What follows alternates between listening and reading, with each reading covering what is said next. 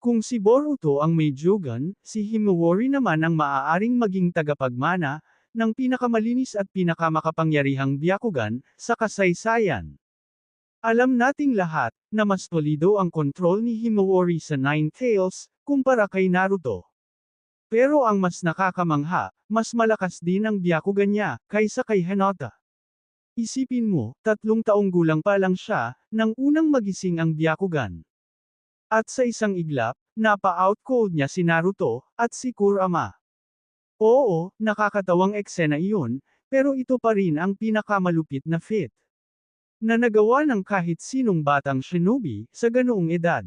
Pero paano nga ba nito napapatunayan na mas mahusay ang Byakugan ni Himawari kaysa kay Hinata? O kahit sa buong angkan ng Hyuga. Habang ang tradisyonal na Hyuga ay nakatuon sa 360 degrees vision at gentle fist. Hindi pa nila naabot ang tunay na potensyal ng Byakugan.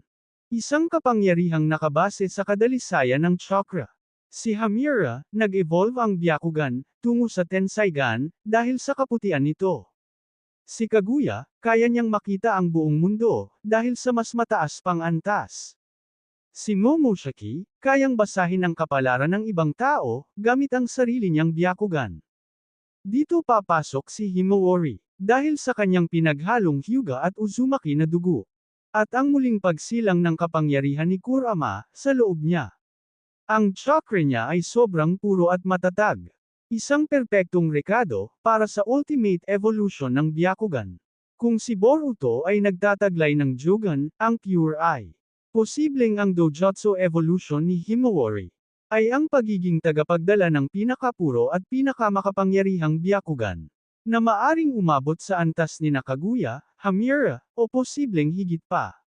Si Himawari ang magiging bagong mukha ng tunay na potensyal ng Byakugan.